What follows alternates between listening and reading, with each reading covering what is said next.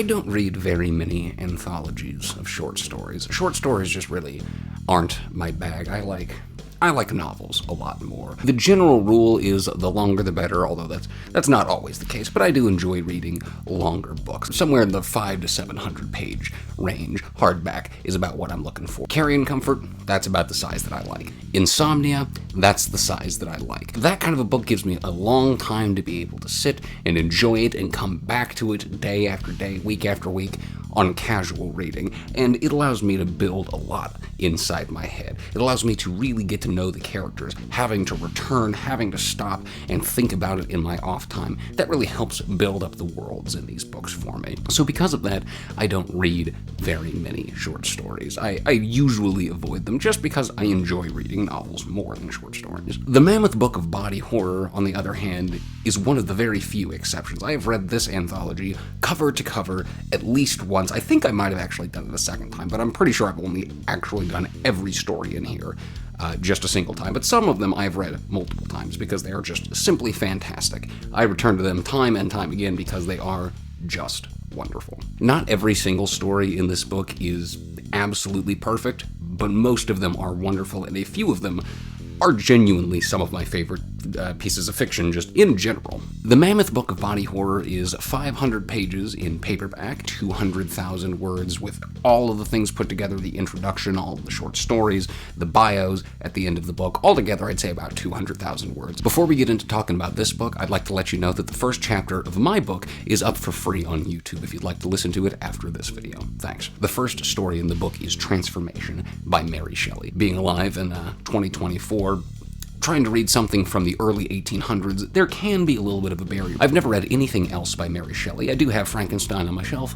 planning on getting to it eventually. There's a lot of classics that I still need to get to. I'm not really rushing out to read anything else except for Frankenstein, simply because of the classic status that it does have. The second story is The Telltale Heart by Edgar Allan Poe. I'd read this one before I ever picked up this book. I had to read that one when I think I was in middle school, maybe the 7th or 8th grade, when I read The Telltale Heart for the first time. And, it's Edgar Allan Poe. It's fine. I've never been a huge fan of Poe. I think his fiction is a little overrated, but then again, there's quite the gap in time between my day and his. Something could have just been lost in translation over time and just didn't stick for me. Obviously does stick for a lot of other people, though. The next story is Herbert West Reanimator by H.P. Lovecraft.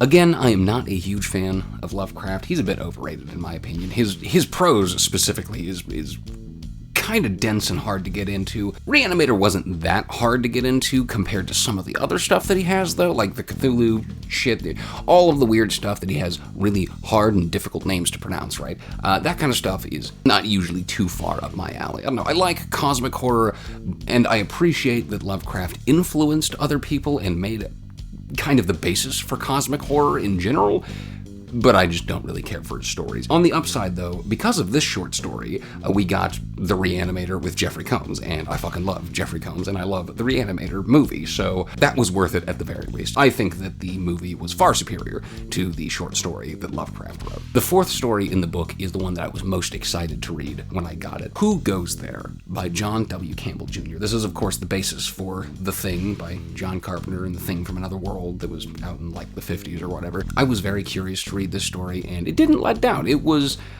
pretty much exactly what I had hoped for. This was one of the 5 best stories in the book, in my opinion.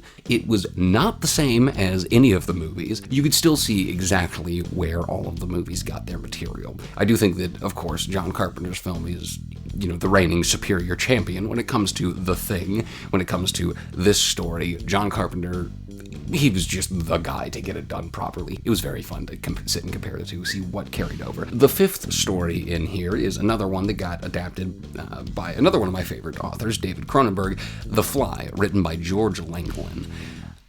I really wasn't sure what to actually think of when I came into this, because I had never seen The Fly before I read this book here. The story itself was actually really good, very effective. I freaking loved it. The Fly was the first story in this book after Who Goes There, who I already expected that I was going to like Who Goes There. The Fly, I wasn't sure if I was going to like it, and I was very glad that I read it. It was pretty excellent. Number 6, written by Richard Matheson, we have 'Tis the Season to be Jelly.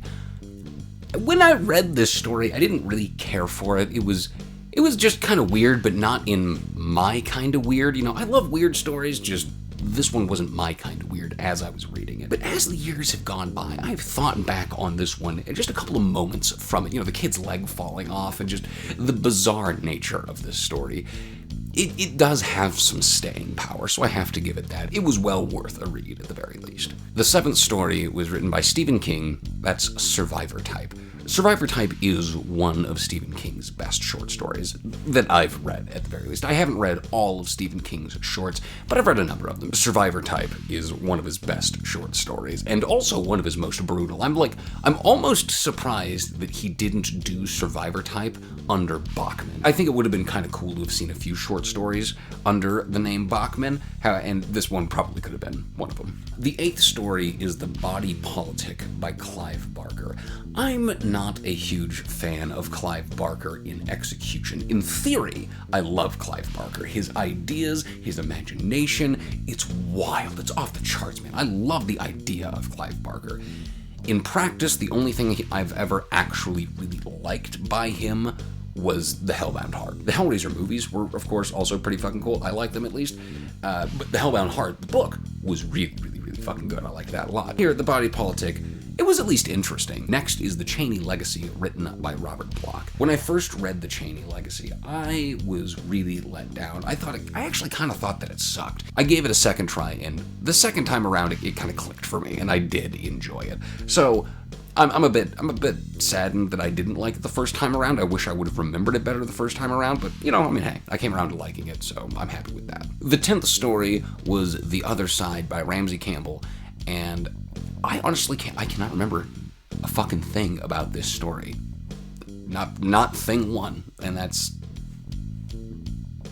Whoops. The 11th story is Fruiting Bodies by Brian Lumley, and this one had some pretty interesting imagery, specifically the very end with the dude kind of crawling out of the spore patch. It leaves you at the very end, you know, a little bit unnerved. This is the only Brian Lumley that I've read, and I do want to read more based off of this story alone. The 12th story in the book is Freaktent by Nancy A. Collins. Being that I wrote a book about the circus, you'd think that, this would be one of my favorite stories in the book.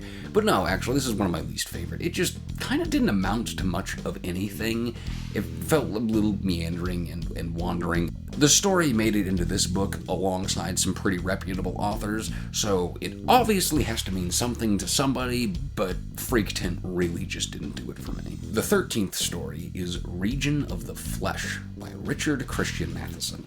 I've never read anything else by Richard Christian Matheson, not to my knowledge, but I would really like to. One of the shorter stories in the book. It's only like 5 or 6 pages or some such.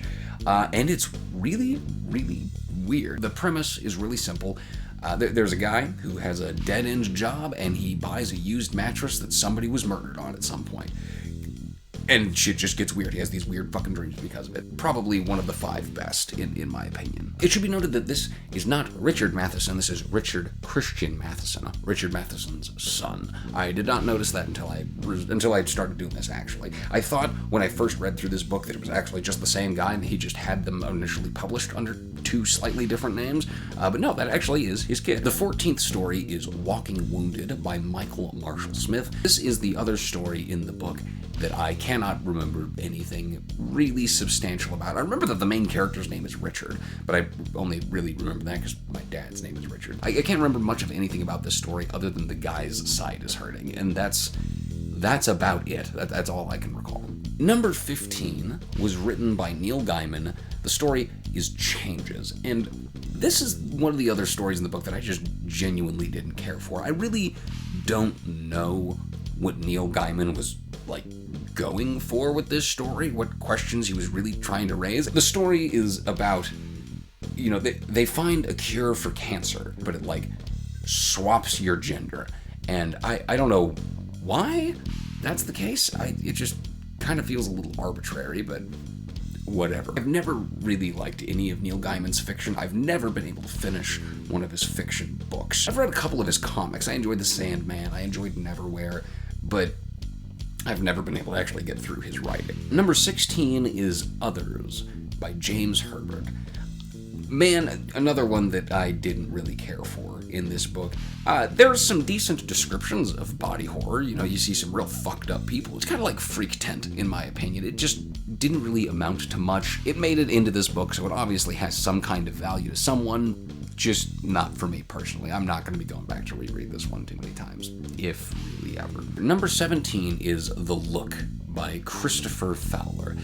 The Look was kind of forgettable. The end did work a little bit for me, but in general, it was kind of, it just really wasn't up my alley. I could appreciate the messages and the themes and stuff that it puts out, just like most of the stories in this book, but overall, it just wasn't too particularly captivating for me. Number 18 is Residue by Alice Henderson. This one was pretty middle of the road. Two guys find a cursed object, they start slowly morphing and shit like that. It's okay. Whenever I pick this book up again and reread it, there's about a 50-50 chance as to whether or not I'm gonna read this story. Sometimes I feel in the mood, sometimes I'm not going to. Number 19 is Dog Days by Graham Masterson. I really, really enjoyed this story. This one was particularly funny, probably the funniest story in the book.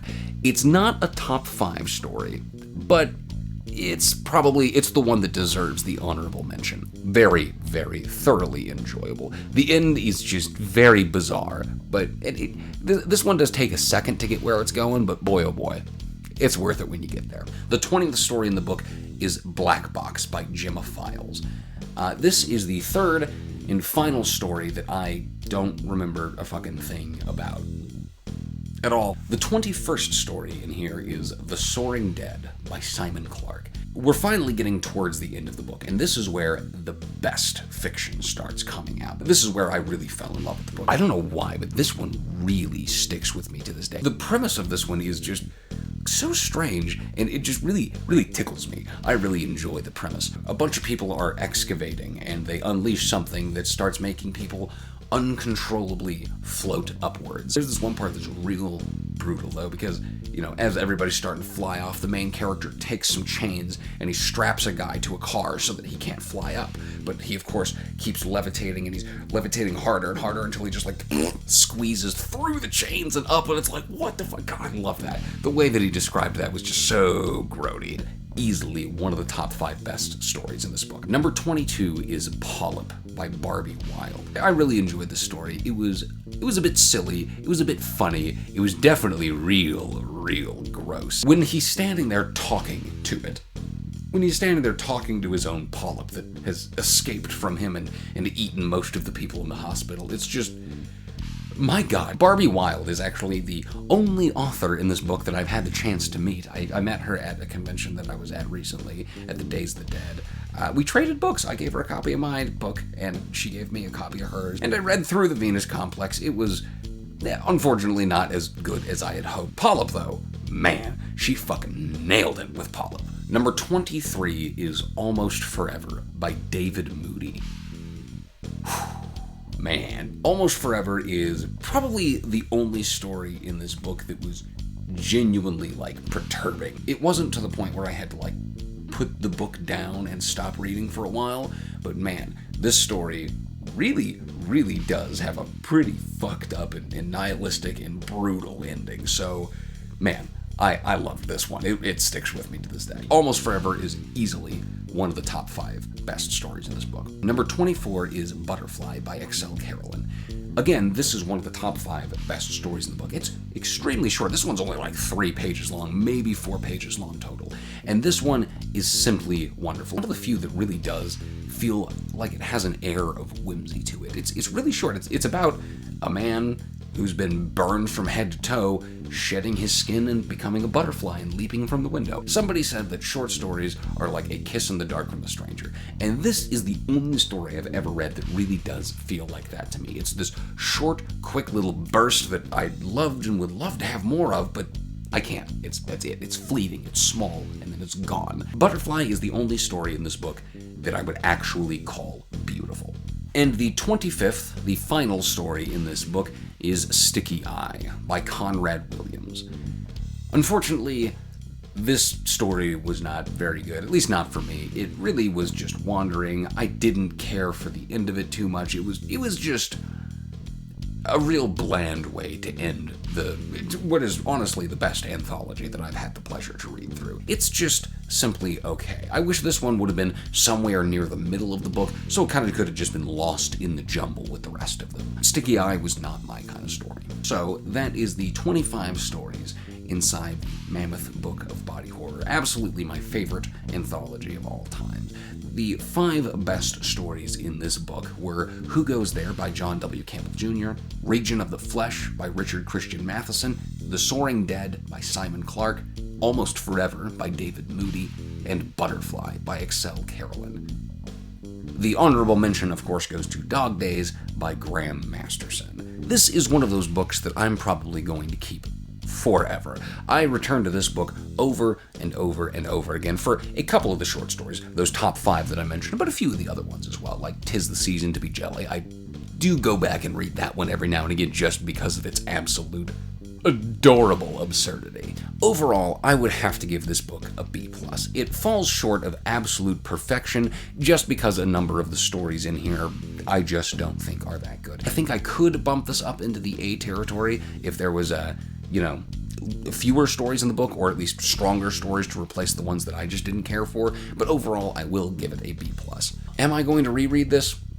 Yes, obviously, I'm going to read this one a number of times. I don't know if I'm going to read every story in here, but I am going to reread a number of the stories many, many more times before I die. As I said at the beginning of the video, I usually don't care too much for short stories. However, I have written a number of short stories in my time. As a matter of fact, I have one of those behind me. Surprise, I'm gonna sell you shit. I have here Portraits in Bloodlines. This is 23 short stories in the horror, science fiction, fantasy, and slipstream genres, among others. A little bit of everything for everyone here in Portraits in Bloodlines. I also have The Circus, an American fantasy. Set in an otherworldly circus where souls are currency, our protagonist, Penny Robinson, has to risk her life and limb to try and escape the circus, or bend to the whims of the circus dictator to survive. The first chapter of The Circus is available for free on YouTube. Links for both books are available below. You can come find me at the Artist Assemble Horror Fest in Mesa, Arizona from October 11th to the 13th, 2024. As you can see, I've got a gigantic movie collection behind me. If you'd like to look into that, my wife has a channel and she's starting to document all of the collection process that we're going through with our movies. So if you want to see about that, head on over. There's a link in the description for her channel. Alright, cool. Bye!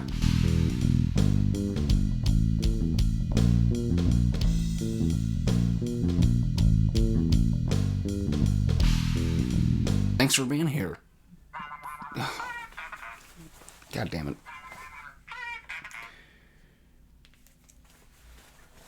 I gotta go take the trash in.